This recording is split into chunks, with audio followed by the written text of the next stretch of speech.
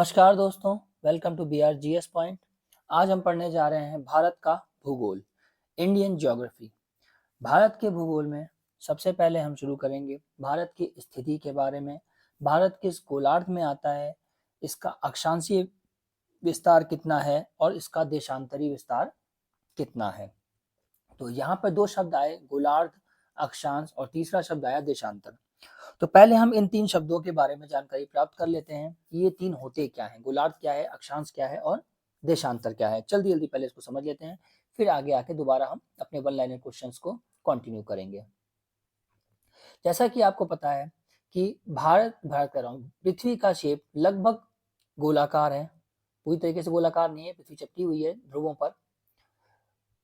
पृथ्वी के मध्य से एक काल्पनिक रेखा गुजारी गई जिसका नाम दिया गया भूमध्य रेखा। पृथ्वी के मध्य से रेखा गुजारी गई, इसलिए इस रेखा का नाम दिया गया भूमध्य रेखा। वो यह रेखा है, तो इस रेखा को नाम दिया गया भूमध्य रेखा। इसके और नाम है, विषुवत रेखा भी कहा जाता है और इसको 0 डिग्री अक्षांश रेखा भी कहा जाता है। तो ये तीन नामों से इसको बुलाया जाता है, भूमध्य रेखा, विषुवत रेखा और 0 डिग्री अक्षांश रेखा। सबसे पहले हम समझते हैं ये अक्षांश होती क्या चीज है। विषुवत रेखा तो समझ में आ गई, या विषुवत व्रत भी कहते हैं। ये व्रत जो खींचा गया है पृथ्वी के चारों ओर, इसे विषुवत व्रत के नाम से भी जाना जाता है। ये जो व्रत है ये विषुवत व्रत भी कहा जाता है। तो अक्षांश की सबसे पहली और सबसे छोटी डेफिनेशन हम जो पढ़ेंगे वो क्या है कि विषुवत व्रत के समानांतर खींचे गए वृत्तों को या समानांतर खींची गई रेखाओं को अक्षांश रेखा कहा जाता है। ये तो हो गई पहली डेफिनेशन। ये रेखाएं समानांतर हैं, इसलिए इनके मध्य की दूरी भी फिक्स रहती है, जो कि पढ़ाएंगे इसके बाद में कैसे कैसे डिसाइड की जाती है। दूसरी डेफिनेशन क्या है, जो मेन डेफिनेशन है, अक्षांश किसी भी स्थान की विषुवत रेखा से कोणीय दूरी को, किसी भी स्थान पर विषुवत रेखा की कोणीय दूरी को, विषुवत रेखा से कोणीय दूरी को अक्षांश कहा जाता है। तो ये इसका मतलब क्या हुआ। सपोज किया कि इस जगह पर ये एक पॉइंट है, यहां पर हमें निकालना है अक्षांश इसका। तो यहां पर क्या किया, एक लाइन खींची गई विषुवत रेखा से और इसका कोण नापा गया जो कि 23.5 डिग्री आया या जो भी आया। फिर यहाँ पे एक वृत्त खींचा गया, एक रेखा खींची गई, इसको नाम दिया गया अक्षांश रेखा या 23.5 डिग्री अक्षांश रेखा। उसी तरह 66.5 रेखा पे खींची गई, तो वहां पर जो निकली 66.5 डिग्री अक्षांश रेखा खींची गई। इसी प्रकार से जो रेखाएं खींची गई, इन्हीं रेखाओं को अक्षांश रेखा नाम दिया गया। यहाँ पे कोणीय दूरी का मतलब समझ में आ गया होगा, उस कोण का एंगल बनाना है, वहां तक एंगल बना के वहीं पर एक वृत्त खींच देना है। सॉरी, इसके बाद देखते हैं कितनी अक्षांश वृत्त होते हैं या अक्षांश रेखाएं कितनी हैं। ये जो है वो 0 डिग्री है, ये 0 डिग्री अक्षांश रेखा है।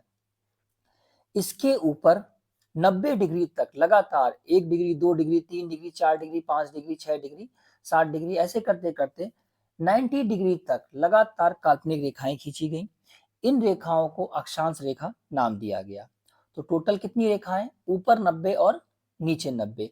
तो जो 90वीं रेखा है, जो 90वीं रेखा यहाँ खींचने जा रहे थे, तो यहाँ पर क्या हुआ, एक बिंदु प्राप्त हुआ। क्या प्राप्त हुआ, एक बिंदु प्राप्त हुआ। तो 89 रेखाएं तो खींच ली, लेकिन जब 90 रेखा का नंबर आया तो यहाँ पर ध्रुव आ गए थे। तो यह एक बिंदु मात्र है। क्या है, यह सिर्फ एक बिंदु मात्र है, इसलिए 90 वाले को काउंट नहीं किया गया रेखा में। सिमिलरली दक्षिणी ध्रुव आ जाता है तो यहाँ पर भी काउंट नहीं किया गया। तो अक्षांश कितने हैं और अक्षांश रेखाएं कितनी हैं, अब यहाँ से क्लियर होगी बात। अक्षांश कितने होंगे, 90 ऊपर 90 नीचे, 90 उत्तरी गोलार्ध में और 90 दक्षिणी गोलार्ध में। भूमध्य रेखा के ऊपर के पार्ट को उत्तरी गोलार्ध और नीचे के पार्ट को दक्षिणी गोलार्ध कहा जाता है। तो यहाँ पर 90 प्लस 90 प्लस 1 कितना हुआ, 90 प्लस 90 प्लस 1, ये हो गए अक्षांशों की संख्या। लेकिन अक्षांश रेखाओं की संख्या की बात की जाएगी तो ऊपर 89 है, नीचे 89 है और बीच में 1 है। क्यों, रीजन क्या है इसका, क्या बोला मैंने, ऊपर 89 और नीचे 89 प्लस 1, क्योंकि ये सिर्फ एक बिंदु मात्र है। यहाँ तक बात क्लियर हो गई, समझ में आ गया। उत्तरी ध्रुव क्या है, दक्षिणी ध्रुव क्या है, जो उत्तरी छोर है उसको उत्तरी ध्रुव, दक्षिणी ध्रुव, उत्तरी गोलार्ध, दक्षिणी गोलार्ध। हाँ, यहाँ पर कुछ रेखाएं हैं। 23.5 डिग्री अक्षांश रेखा को कर्क रेखा कहा जाता है उत्तरी ध्रुव में, और 23.5 डिग्री दक्षिणी में, सॉरी उत्तरी गोलार्ध में 23.5 डिग्री उत्तरी गोलार्ध में जो अक्षांश रेखा है उसे कर्क रेखा, 23.5 डिग्री दक्षिणी गोलार्ध में अक्षांश रेखा को मकर रेखा कहा जाता है। उसी तरह 66.5 डिग्री जो उत्तरी दिशा में है उसे आर्कटिक वृत्त कहा गया है, और 66.5 डिग्री दक्षिणी गोलार्ध में जो वृत्त खींचा गया उसे अंटार्कटिक वृत्त के नाम से जाना गया। इसके आगे अब हम पढ़ते हैं देशांतर और देशांतर रेखाओं के बारे में। अब ये हमारा गोलार्ध है, पूरा गोला है, मतलब गोल बोलता है पूरा, तो गोलार्ध का मतलब ये होता है आधा, गोले का आधा। तो ये उत्तरी गोलार्ध है, ये दक्षिणी गोलार्ध है। यहाँ पर हम जानते हैं देशांतर क्या होता है, देशांतर रेखाएं क्या होती हैं। उत्तरी ध्रुव क्या होता है, उत्तरी ध्रुव और दक्षिणी ध्रुव को मिलाने वाली रेखा ही देशांतर रेखाएं कहलाती हैं। यहाँ तक क्लियर हो गई बात। ये जो रेखाएं हैं ये देशांतर रेखाएं हैं। यहाँ पर एक मानक देशांतर रेखा मान ली गई है जो कि कहाँ से गुजरती है, ग्रीनविच से, ग्रीनविच से होकर गुजरने वाली रेखा जो कि ब्रिटेन में है, वहां से गुजरने वाली रेखा को देशांतर रेखा या मानक देशांतर रेखा या मानक समय रेखा के नाम से जाना जाता है। चलिए, देशांतर की नॉर्मल डेफिनेशन क्या है पहले वो हम समझ लेते हैं, जो किताबों में लिखी पढ़ी जा रही है। सिंपल सी बात, किसी भी स्थिति का अगर आपको देशांतर निकालना है तो क्या बोलेंगे हम, मानक समय रेखा से कोणीय दूरी को ही देशांतर कहा जाता है उस बिंदु का। सपोज इस पॉइंट पर हमें देशांतर ज्ञात करना है, तो ये हमारी मानक समय रेखा है। मानक समय रेखा से हमने इसका कोण निकाला, सपोज किया 50 आया, तो ये जो 50 डिग्री आया यही इसका देशांतर है। यहाँ पर एक हम देशांतर रेखा खींच देंगे पूरी उत्तरी ध्रुव और दक्षिणी ध्रुव को मिलाने वाली, यही हमारी देशांतर रेखा हो जाएगी, 50 डिग्री देशांतर रेखा। अब ये जो देशांतर रेखाएं हैं लगातार ऐसे खींची जाती हैं, इनके बीच की दूरी, इनके बीच की दूरी जो होती है वो ध्रुवों पर न्यूनतम होती है और भूमध्य रेखा पर अधिकतम होती है। भूमध्य रेखा पर इनकी दूरी 111.38 किलोमीटर होती है और यहाँ पर इनकी जो दूरी है वो कुछ नहीं है, क्योंकि ध्रुवों पे जाकर ये मिल जाती हैं। उसी तरह देशांतर अक्षांश रेखा का भी याद रखिएगा, अक्षांश रेखा का ऊपर लिखा है मैंने, 1 डिग्री बराबर 111 किलोमीटर होता है। अब हम वापस आते हैं अपने क्वेश्चनों पे जल्दी जल्दी। हाँ, भारत की स्थिति भी एक बार जान लेते हैं जल्दी से। भारत की स्थिति जो है, जैसे ये मैंने ब्लैक कलर का सर्किल बना रखा है, ये है भारत की स्थिति। भारत की स्थिति जो है वो ये है।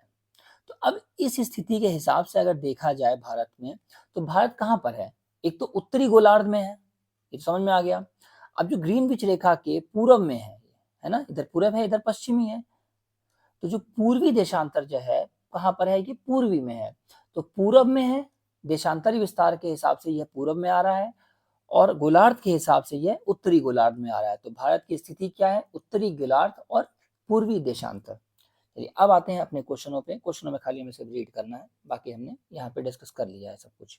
देखते हैं आगे।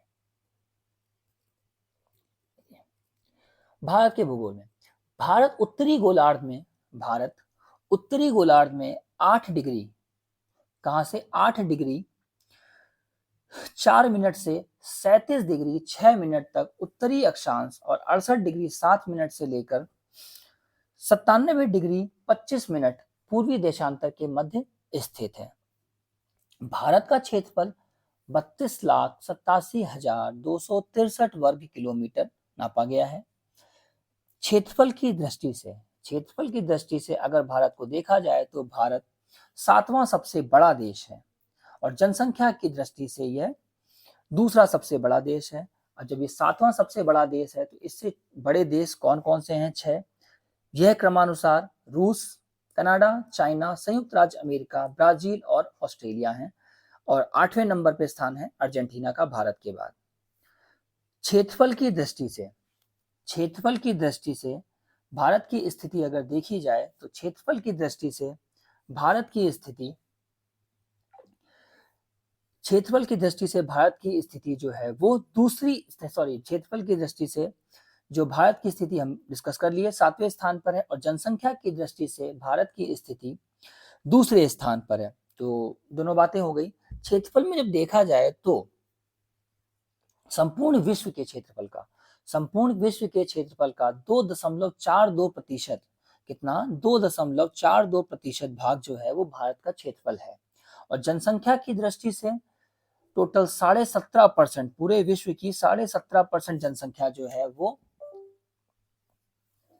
पूरे विश्व की 17.5% जनसंख्या भारत में निवास करती है 2011 की जनगणना के अनुसार से। भारत का उत्तर से दक्षिण में विस्तार 3,214 किलोमीटर है और पूर्व से पश्चिम का विस्तार 2,933 किलोमीटर है। ये विस्तार याद रखना है, बहुत ही इंपॉर्टेंट है। पूछा जाता है उत्तर से दक्षिण कितना विस्तार है और पूर्व से पश्चिम, यानी उत्तर से दक्षिण का मतलब कहां से कहां तक हो गया, यहां से यहां तक, उत्तर से दक्षिण तक। और भारत की जलीय सीमा और समुद्री सीमा से 7 देश जुड़े हुए हैं।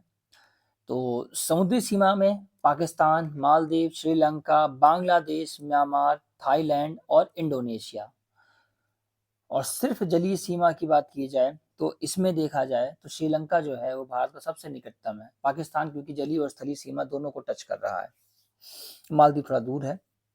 श्रीलंका के बाद सेकंड नंबर पे इंडोनेशिया आता है।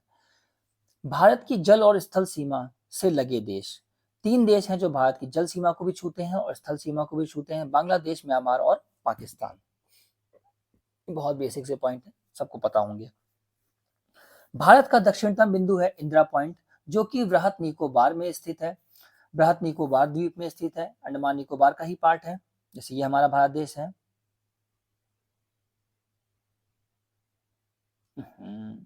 ऊपर नीचे हो जाता है, चलिए अभी दिखा देता हूँ यहाँ से। ये हमारा जैसे भारत देश है, तो यहाँ पे अंडमान निकोबार देश है, तो वृहद निकोबार जो है यहीं पर बना हुआ है हमारा भारत का सबसे निचला पॉइंट, जिसका नाम है इंदिरा पॉइंट, जिसे पहले पिगमिलियन पॉइंट के नाम से भी जाना जाता था।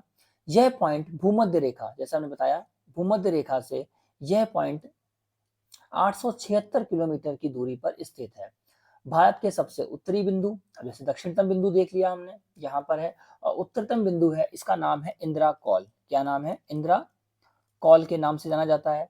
फिर यहाँ पर आता है पूर्वी बिंदु और पश्चिमी बिंदु। जो पूर्वी बिंदु है वो है सर क्रीक और पश्चिमी बिंदु है कीबितु। तो ये पॉइंट समझ में आ गए होंगे।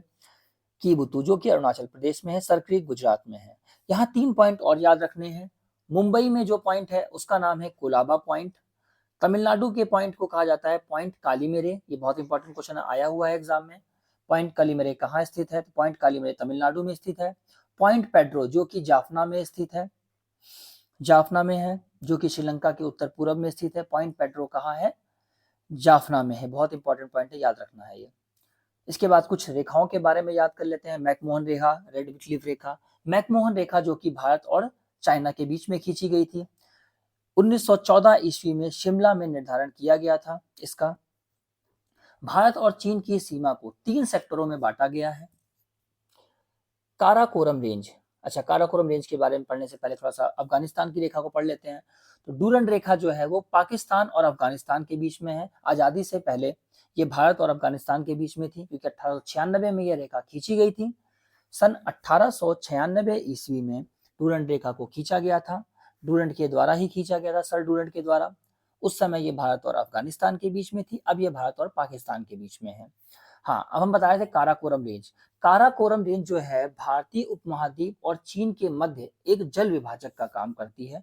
और काराकोरम रेंज को, बहुत ही इंपॉर्टेंट बात है, याद रखना है कि इसे तीसरा ध्रुव भी कहा जाता है। क्यों? क्योंकि ये तीसरा सबसे बड़ा ग्लेशियर है, दूसरा सबसे बड़ा ग्लेशियर है। ध्रुवों के बाद जो बड़ा ग्लेशियर है वो काराकोरम रेंज ही है। ये 70 किलोमीटर लंबा है। यह ग्लेशियर भारत और चाइना के मध्य, भारत और चाइना के मध्य जल विभाजक का कार्य करता है और इसे धरती पर ध्रुवों को छोड़कर दूसरा स्थान है, इसलिए इसे तीसरा ध्रुव भी कहा जाता है। रेड क्लिफ के बारे में बात कर लिया हमने। आगे देखते हैं भारत और नेपाल की सीमा। भारत और नेपाल के मध्य जो सीमा है वो काली नदी के द्वारा बनाई जाती है। तो काली नदी है वो भारत और नेपाल की सीमा का निर्धारण करती है या मध्य में है। पटकाई की पहाड़ियां हैं भारत और म्यांमार की सीमा में। अभी हम भारत का भौगोलिक क्षेत्र पढ़ रहे हैं तो सारी सीमाओं के बारे में ही ध्यान से पढ़ेंगे। दक्षिण में श्रीलंका से, अब श्रीलंका की बात आए तो श्रीलंका से किससे अलग होता है? पाक जल संधि और मन्नार की खाड़ी के द्वारा अलग होता है। ठीक, अब क्या आता है? पाक जल डमरू मध्य में ही राम सेतु है। राम सेतु, इसको आदम का पुल भी कहा जाता है। ये प्रवाल द्वीप है, इसके बारे में पढ़ेंगे आगे। श्रीलंका के बाद दूसरा निकटतम पड़ोसी देश इंडोनेशिया है, इसके बारे में पढ़ चुके हैं हम, जो कि निकोबार द्वीप समूह के अंतिम द्वीप ग्रेट निकोबार के दक्षिण में है। इस बारे में डिस्कस कर चुके हैं हम लोग कि इंडोनेशिया है। आती है भारत का मानक समय। बताया था ग्रीनविच रेखा से, ग्रीनविच रेखा के बारे में बताया था, जो कि ब्रिटेन से होकर गुजरती है। तो ग्रीनविच रेखा से 5.5 घंटे आगे है और 82.5 डिग्री पूर्वी देशांतर रेखा को भारत का मानक समय माना जाता है, जो कि इलाहाबाद के निकट मिर्जापुर के में एक नैनी नामक स्थान है जहां से गुजरती है और यह ग्रीनविच समय से 5.5 घंटे आगे है। अब बात आती है कि ये कहां से होकर गुजरती है। तो 5 राज्यों से होकर गुजरती है, यूपी, एमपी, छत्तीसगढ़, उड़ीसा और आंध्र प्रदेश। यूपी, एमपी, छत्तीसगढ़, उड़ीसा और आंध्र प्रदेश। कर्क रेखा, जो कि लगभग भारत के मध्य से होकर गुजरती है, यह 8 राज्यों से होकर गुजरती है। इनका क्रमानुसार क्या है? राजस्थान, गुजरात, मध्य प्रदेश, छत्तीसगढ़, झारखंड, पश्चिम बंगाल, त्रिपुरा और मिजोरम। ये क्रमानुसार है, इसको याद कर लेना है आपको। भारत के मैप को देखिए, रखने की जरूरत नहीं है, सीरियल वाइज है ये। पृथ्वी की चुंबकीय जो विषुवत रेखा है दक्षिण भारत में त्रिवेंद्रम से होकर गुजरती है। इंपॉर्टेंट क्वेश्चन है, आया नहीं है पर आ सकता है कि चुंबकीय विषुवत रेखा कहां से गुजरती है? तो दक्षिण भारत में त्रिवेंद्रम से होकर गुजरती है। भारतीय उपमहाद्वीप में जो सम्मिलित देश हैं उनका नाम है भारत, पाकिस्तान, बांग्लादेश, नेपाल और भूटान। सर्वाधिक राज्यों की सीमा से लगा हुआ राज्य है उत्तर प्रदेश, जो कि 8 राज्यों से लगा हुआ है। वो राज्य कौन कौन से हैं? उत्तराखंड, हिमाचल प्रदेश, हरियाणा, राजस्थान, मध्य प्रदेश, छत्तीसगढ़, झारखंड और बिहार। तो जो यूपी के स्टूडेंट हैं, जो यूपी की तैयारी कर रहे हैं एग्जाम की, वो ये जरूर याद रखेंगे 8 के 8 राज्यों को। उत्तराखंड, हिमाचल प्रदेश, हरियाणा, झारखंड, मध्य प्रदेश, छत्तीसगढ़ और बिहार। उत्तर प्रदेश की सीमा राष्ट्रीय राजधानी दिल्ली से भी मिलती है। भारतीय राज्यों में गुजरात राज्य की तटरेखा सबसे लंबी है। बहुत इंपॉर्टेंट क्वेश्चन है, लेकिन बहुत बार रिपीटेड क्वेश्चन है, लोगों को याद है, रटा हुआ है क्वेश्चन। सेकंड नंबर पे आता है आंध्र प्रदेश, जिसकी तटरेखा सेकंड नंबर पे। ये पूछा जा सकता है कि सेकंड नंबर पे कौन है? सेकंड नंबर पे आंध्र प्रदेश है। भारत के 9 राज्य तटरेखा से लगे हुए हैं, वो कौन कौन से हैं? गुजरात, महाराष्ट्र, गोवा, कर्नाटक, केरल, तमिलनाडु, आंध्र प्रदेश, उड़ीसा और पश्चिम बंगाल। बहुत ही सिंपल सी बात है, यहाँ से स्टार्ट है। गुजरात, गुजरात के नीचे महाराष्ट्र, महाराष्ट्र नीचे गोवा, गोवा के नीचे कर्नाटक, कर्नाटक के नीचे केरल, केरल के नीचे तमिलनाडु, तमिलनाडु के ऊपर आंध्र प्रदेश, आंध्र प्रदेश के ऊपर उड़ीसा, उड़ीसा के ऊपर पश्चिम बंगाल। नेपाल के साथ सीमा और बांग्लादेश के साथ सीमा, दोनों में 5-5 राज्य टच हो रहे हैं।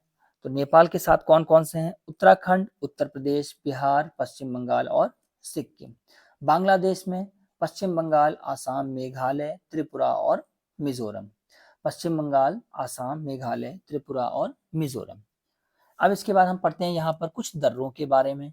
ये दर्रे होते क्या है? दर्रे का मतलब होता है जो पहाड़ होते हैं, 2 या 2 से अधिक पहाड़ों के मध्य जो रास्ता होता है दबा हुआ, इसे ही दर्रा कहा जाता है। यहाँ से पहाड़ों के बीच के जो दूरियां हैं वो जिसके जरिए पहाड़ी सीमा को पार किया जाता है, ये दर्रे होते हैं ढलान टाइप की, 2 पहाड़ों के मध्य की। यांग्याब दर्रा, यांग्याब दर्रे के पास से ब्रह्मपुत्र नदी भारत में प्रवेश करती है। तो ये जो भारत का नक्शा है,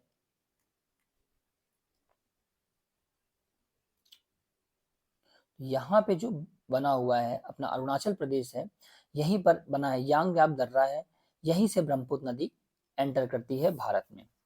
जोजिला दर्रा, जोजिले दर्रे का निर्माण सिंधु नदी द्वारा और शिपकिला दर्रे का निर्माण सतलज नदी द्वारा हुआ है और जेलेपला दर्रे का निर्माण तिस्ता नदी के द्वारा हुआ। ये तीनों बहुत ही इंपॉर्टेंट है, मोस्ट इंपॉर्टेंट रट के रखना है कि जोजिला दर्रा सिंधु नदी, शिपकिला दर्रा सतलज नदी और जेलेपला दर्रा तिस्ता नदी। तो ये बात याद रहेगी।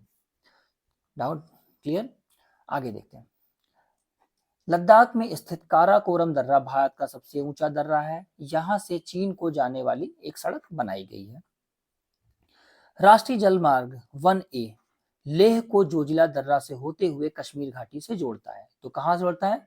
लेह को कश्मीर घाटी से जोड़ने का काम करता है जोजिला दर्रा। रोहतांग दर्रा कुल्लू घाटी को लाहौल और स्पीति घाटियों से जोड़ता है। कहां से जोड़ता है? लाहौल और स्पीति घाटियों को कुल्लू घाटी से जोड़ने का काम करता है रोहतांग दर्रा। तो रोहतांग दर्रा कुल्लू घाटी को हिमाचल प्रदेश की लाहौल और स्पीति घाटियों से जोड़ता है। इसी दर्रे का पुराना नाम है भृगु तुंग दर्रा। क्या कहते हैं? इसी दर्रे को भृगु तुंग दर्रा भी कहा जाता है। बुर्जिल दर्रा श्रीनगर से गिलगित को जोड़ता है। बुर्जिल दर्रा श्रीनगर से गिलगित को जोड़ता है।